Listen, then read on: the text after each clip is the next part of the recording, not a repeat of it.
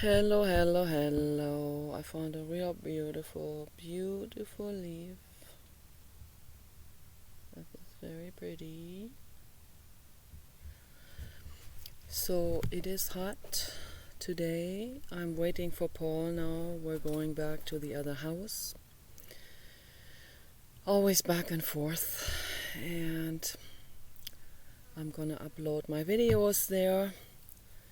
And I want to say right in the beginning of this video, which is very, very important.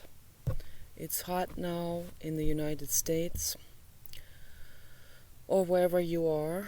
If it's hot, please do not leave an animal or a human, child or human who is disabled in a hot car.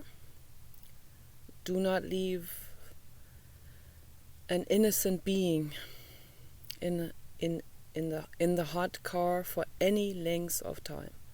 It's very, very important. Not even for 10 minutes.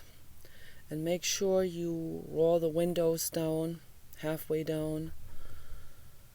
And I highly recommend to you to, even with the windows down, not to leave a living being in the car. Okay. That's very important because it's also way too hot even with the window half down. But if the window is all the way up, it's so hot right now I can barely think and talk. So even if the window is halfway down, it is already way too hot in some areas. Okay, it gets over 100 degrees. I highly recommend to people to not even leave the house with your protégé, with your living being who cannot open the door or the window.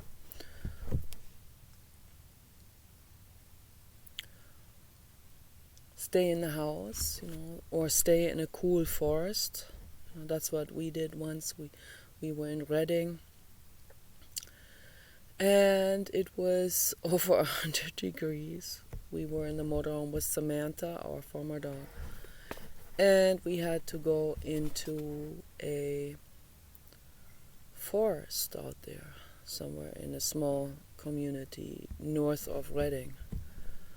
Wow, we had to stay there for several hours until the sun started to go down. And it was very, very nice to be in the forest. Just sit there in the forest and wait and look into the trees, like this here. It's really, really nice to do that. So I highly recommend to people to do that, wherever you are. If it's too hot, try to find a forest. Or go with your animal into a store where they have an air conditioner on, or a library. Wait there until the sun goes down and then go home. I'm really worried, I'm really concerned about all those living beings suffering in the heat. I put mosquito spray on me, but the mosquitoes aren't coming now, but there's fly there. The fly went right onto the monitor. Yes.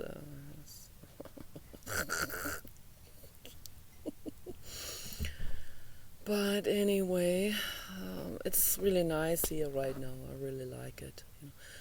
Earlier I was dragging stuff back and forth and taking care of stuff, and I was sweating. I was sweating. The sweat was just pouring down my face onto my shirt, just like that, like flowing. But it's good to sweat. It's really good to sweat. But it's important that you don't impose heat onto your protégé, onto your animal or child. Okay. Very important. So stay in the house, have the air conditioner on or a fan. Spray them with a spray bottle all the time. If you are driving, make sure to spray your animals with a spray bottle, and please go into a forest if you possibly can, okay? Or go under a bridge and wait there and spray your living beings with the spray bottle. We always used to do that with the dogs. Always sprayed them, and they liked it. They were like, and the sweat coming, they're sweating through the mouth, and sweat coming in form of saliva out the side past those sea creatures, the lip sea creatures.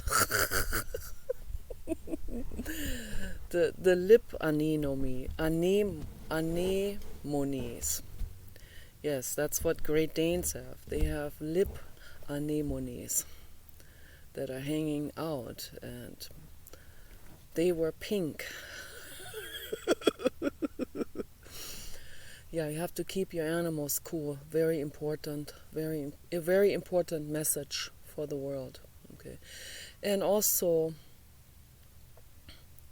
a lot of states have it legal now because of our work, our animal rights work. All of us together. Yeah. Some states have it legal now for you to break into a car where the windows are up when you see a living being in there suffering, okay? When you see an animal or child. Many animals and children have died a gruesome death because people would leave them in their cars with the windows up for, I don't know, an hour or more, and they got heat stroke. And I just recently signed a petition against tethering dogs again, and against leaving dogs exposed to the sun and hot temperatures. It was a horrible photo of two pit bulls who had fallen over to the side from a heat stroke, and the suffering that they had to endure. Don't do that to a living being. Okay, don't do it. Make sure your animals have shade to go into. Like this rhododendron brush here. That's really ideal to have something like this, or have a forest for them to go into and sit under trees, and give them plenty of water. They have to have water to drink at all times. It's very important. So I personally, it wouldn't matter where I was. I could be down in Arkansas, where they have almost no animal rights laws. If I see an animal in the car with the windows up, an animal suffering, I try to open the doors. And if no door opens, I'm gonna break in and let the animal out, okay? And rescue that animal. That's what I would do. Even if it means I go to prison, okay? I gladly go to prison for rescuing an innocent living being from suffering, okay? And I recommend to other people to do the same, okay? That's love. That's ethical conduct. In Buddhism, it's called Dharma, right conduct. But don't go by a religion. Don't go by Buddhism. Okay? So I'm glad Buddhism points these things out. That's the only religion that points these things out. We don't need a religion to practice love. Okay? Loving kindness. Compassion. Okay? That's what matters. Nothing else. Free your brain to feel loving kindness and compassion for another innocent living being. Okay? That's my message for the world.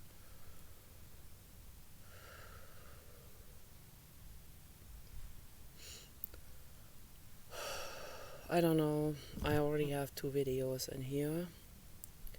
I don't know how long the video recording capacity is. I think I can make another long video actually, but we'll see, what it says. So I just hope it doesn't cut it off and then deletes the video. That I think that happened before on some other devices. So I don't want to make this video too long, but since I'm waiting for Paul as usual as I'm usually waiting for Paul, I'm so overheated I can't talk, because he still has to take a shower and all of this and get ready. So then I have time to make another video. I already got grounded. I'm getting grounded right now, sitting here on the grass, and I took my supplements: kelp seaweed, diatomaceous earth, and cayenne pepper, and B complex, and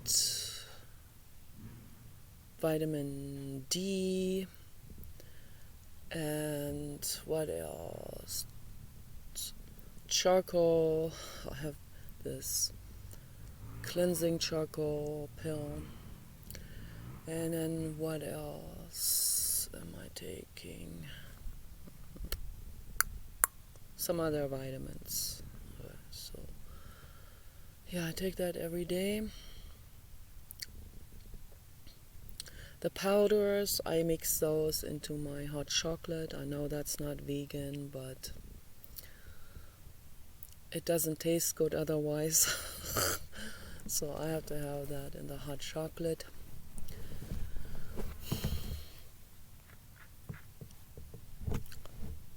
I'm too overheated to do my hula hoop right now. I'm just so overheated. If I do the hula hoop, I will sweat again so much.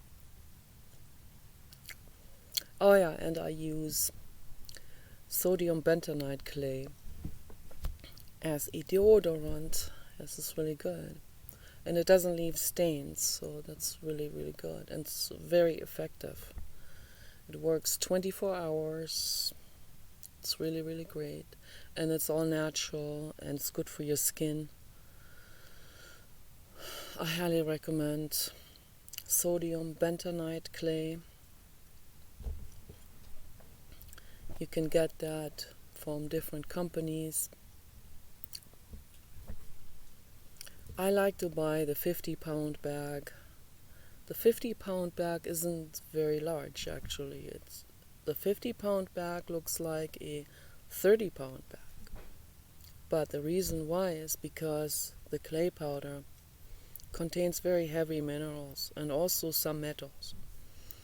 And that scared Paul away. He thinks, and then there's the anti-clay agenda, which comes from the pharma industry, who will scare people into, oh no, don't do it, that has heavy metals, ha ha ha, like they care, like they, like they don't put heavy metals into their vaccines, right? Wrong. They do, and they put the worst kind in it. So Paul is very skittish, and then he believes those type of people, while in fact, the clay molecules, they're macromolecules. They're very, very large molecules, and they contain all of these minerals and metals in one cohesive molecule. And this molecule is intelligent. It's true. It's the truth.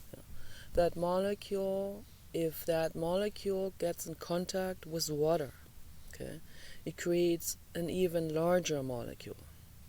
It creates a pudding material, a mud. And this mud, when you apply that mud onto anything, you can apply that mud onto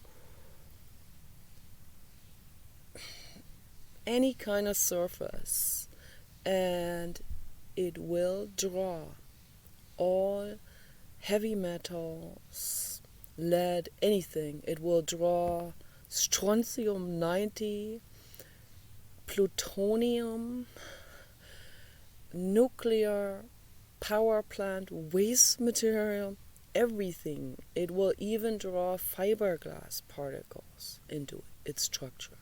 It draws everything into its structure that is basically harmful for life, okay? And that's why I think it's highly intelligent, that material. Highly intelligent. Some people claim it comes from out of space. So, yeah. Maybe so, but it was formed long before the Jurassic, long time ago, long time ago, like 3 billion years ago on Earth, when there was lava activity and there were meteorites coming from outer space, and all of that mixed together, and that churned in extreme heat in farther down in the Earth's crust, and then it got spit up through many volcanoes. They had many volcanoes. It was an environment where no life was really capable of existing. I think that was before the first amino acids came into existence. And then they called it the primordial soup. So then in this primordial soup, because of so much churning and so much sun radiation and so much heat, so it just created all kinds of different molecules, different combinations, until, when there's so much going on, so much happening in the creation process on Earth, the Earth is creating, then, sooner or later, it will create an amino acid. And sooner or later, it will create an amino acid that can self-replicate, that just zips apart, that will draw other of the same components onto it itself, at the same sequence points on the molecule, will draw others onto it, like a magnet. And once completed, it will zip apart, and then there are two of those, and then it does that. So virus kind of works like that. So then pretty soon it somehow a fat molecule got attached to it too, or several. And then the fat molecules created a myelin sheet around that single cell. So that's how the first single cells got started. So that it had a membrane around it, and that's how all life got started. So with the help from meteorites and Dolores Cannon calls those the garden keepers, but I think she thinks that there were actual ETs in some form. I think these ETs were meteorites. So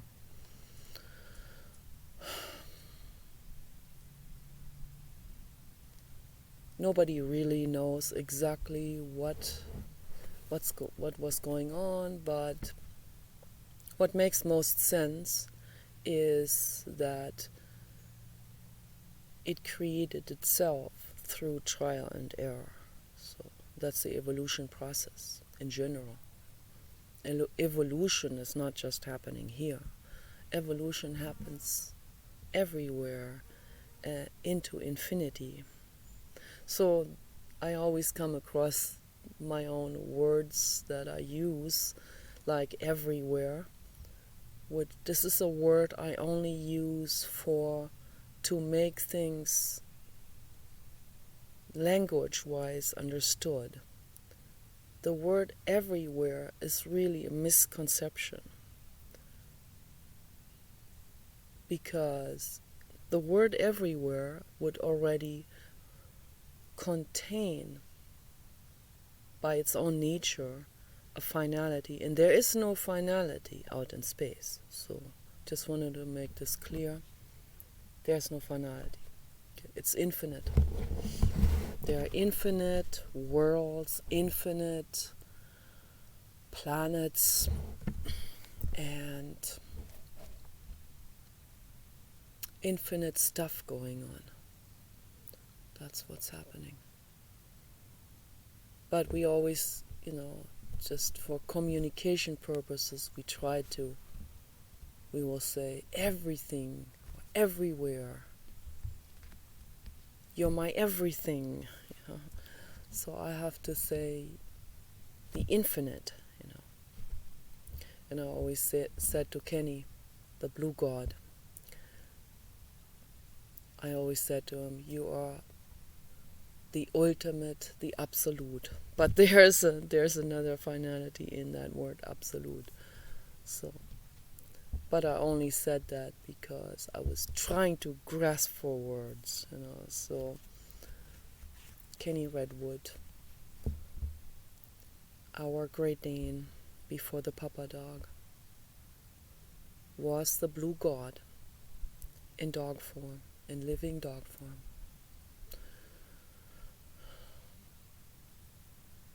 My total, I always said to him. My ultimative, I said that. But those are all finality words, But they're loving words. So I always said to him, you're the infinite cosmos. So, and that is the correct terminology. But, obviously, when we're in a living form like this, we will not live indefinitely. So Kenny was almost 9 when he died. He suffered a lot. The hip gave out, and it was terrible. Absolutely terrible. Yeah, a lifetime. A living being.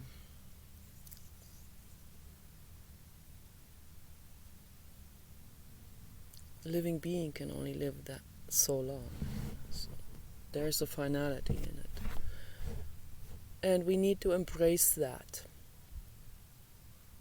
Embrace it. And I embrace it. I believe in reincarnation, but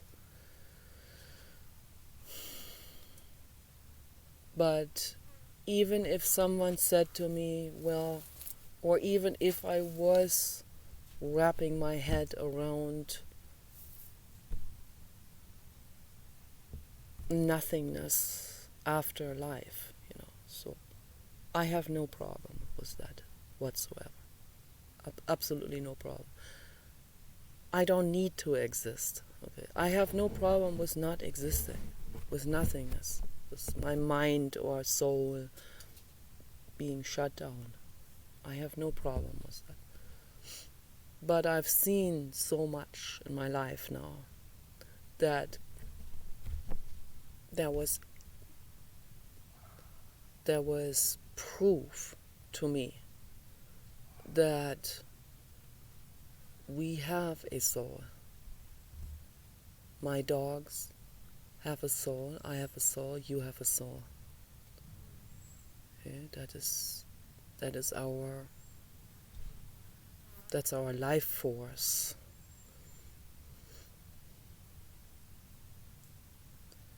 And that will reside in a body as long as that body, that vessel that carries us, as long as that vessel is functioning. Okay, And we need to make sure that we are good to the vessels of our babies, dogs and children, and our own bodies. We need to be really, really protective and good to our own bodies. You cannot put poison into your body. You cannot drink alcohol. You cannot smoke. You cannot take drugs of any kind. Okay? That's a fact. That is the truth. I'm giving you the truth. Be good to your bodies. You also have a responsibility. Your brain has to be alert and sober at all times. That's your responsibility if you are a caregiver for a protégé, like a dog or child. Okay? It's a very important message. Very important message. There was something else I wanted to say. Become aware of your act-outs. Become aware of your pride. Your pride and your meanness and coldness is a defense mechanism. Okay? It acts out of your sunglasses, your lens of emotional childhood trauma. Okay? Take that off.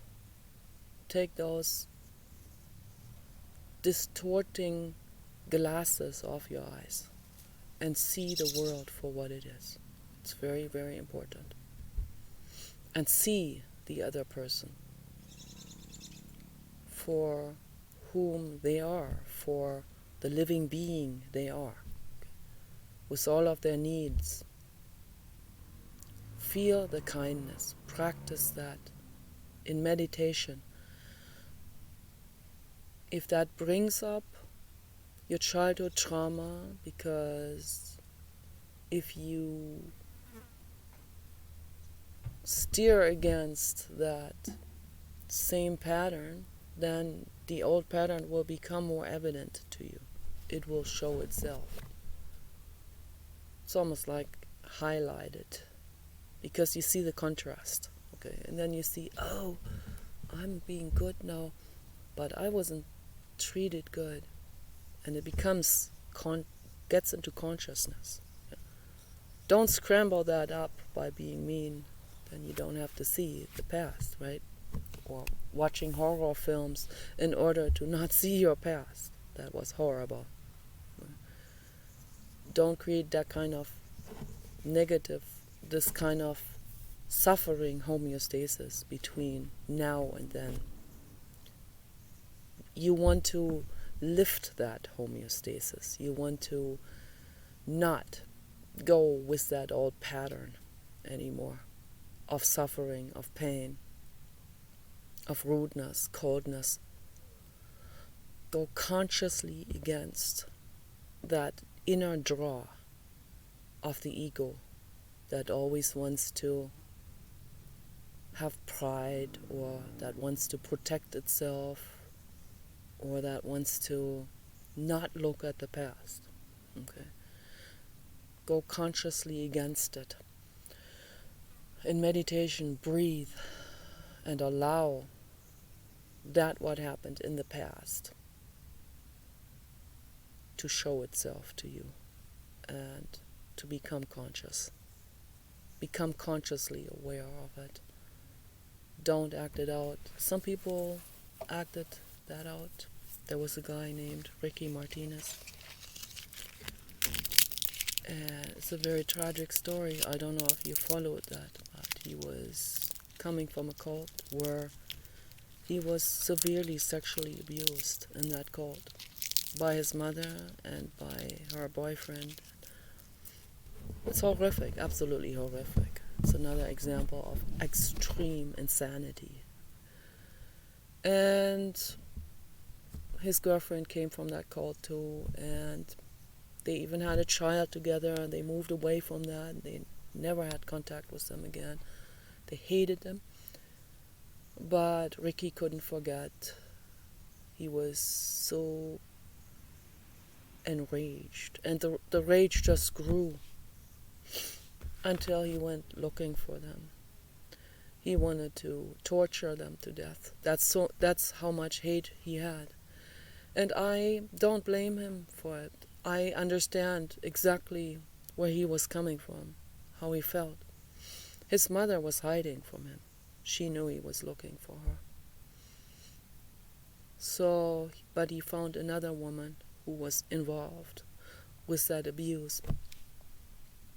And he chainsawed her to death. And then he killed himself because he knew after that he could never exist anymore.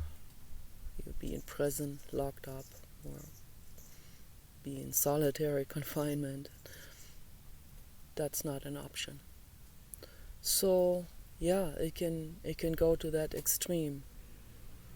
Let's not go into this state where let's become conscious about what happened in the past.